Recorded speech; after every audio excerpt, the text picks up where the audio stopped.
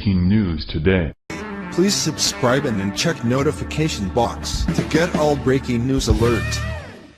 Smug Muslim tells judge he'll never rise for him. Judge's 4 words see him to his feet. When an honorable judge entered his courtroom, an entitled thug refused to rise, informing the court that he'd never stand for any man because of his superior religion. Incredibly, it took the judge just 4 little words to quickly change the criminal's attitude and have him on his feet in no time. As Islam continues to grow in the West, we see Muslims using our freedoms to invoke Sharia law, which prohibits these freedoms. Using our freedom of speech, Muslims preach their religion and demand the punishment of criticism of Islam. Using our freedom of religion, Muslims incite violence from their religious texts and demand we accommodate their endless compulsions. Eventually, this leads to the implementation of Sharia law enforced by Sharia courts. Luckily, some justices aren't willing to submit to Islam in their own chambers. In March 2016, Muslim convert Ricardo McFarlane was charged with breaching a court order that forbade him from promoting illegal Sharia law in the UK, which he had been doing for years by the side of convicted terrorist sympathizer and notorious hate preacher Anjem Choudary. Finally brought before the Southwark Crown Court on August 29, 30-year-old McFarlane flaunted his religious supremacy, telling Judge Martin Beto that he will never stand for any man, especially an infidel judge of a man-made court.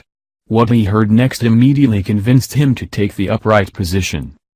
The Sun reports that Judge Beto simply replied that if McFarlane doesn't rise, he will deal with him differently, threatening to go ahead and sentence him to jail. Upset by the judge's unwillingness to bend, McFarlane's attorney pleaded with the judge to allow him to remain seated, claiming, because of his religious belief, he believes there is only one person who he should bow to.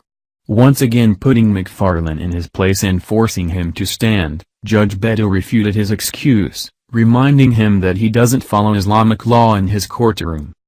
If Mr. McFarlane isn't going to treat this court with respect, then I might have to deal with him differently than to release him on bail, he said before a break in proceedings. Roy Headlam, defending, said, because of his religious belief he believes there is only one person who he should bow to. Judge Beto continued, that is as may be, but this isn't a court of religion, this is a secular court and it expects to be treated with respect.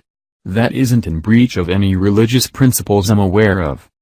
Proving that he's neither as devout nor bold as he portrayed himself to be, McFarlane stood for Judge Beto, finally giving him and the Crown Court the respect it commands.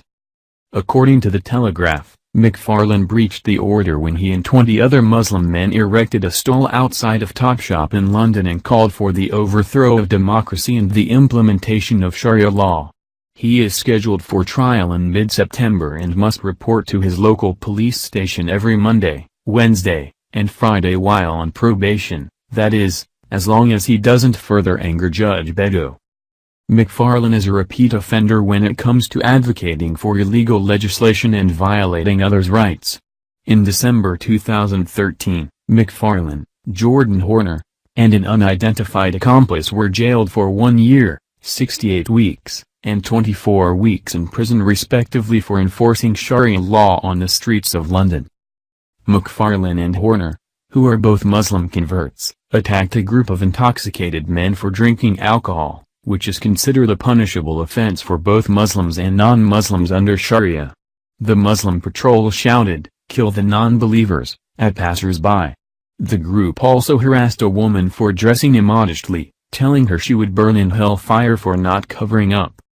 McFarlane pleaded guilty to fighting in public, which was added to his previous convictions for vandalizing business advertisements portraying women. Prosecutor Alex Schock told the court, "This is a case about religious vigilantism. These men were members of a self-styled Muslim patrol who threatened, intimidated, and even assaulted members of the public who they perceived to be behaving in a non-Islamic manner.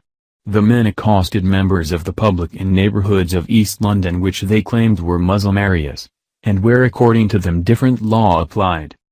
This type of Sharia advocation and enforcement is on the rise in Europe as the Muslim population grows.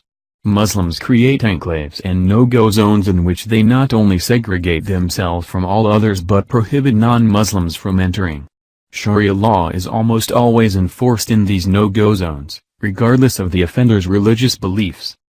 Despite claiming that there is no compulsion in Islam, Sharia law enacts its barbaric religious legislation on all mankind, Muslim or not.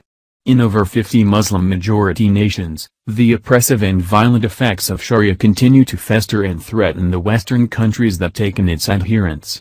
It is not only up to our judges and courts to ensure that Sharia law is never recognized within our justice system, but our duty as well to speak out against it.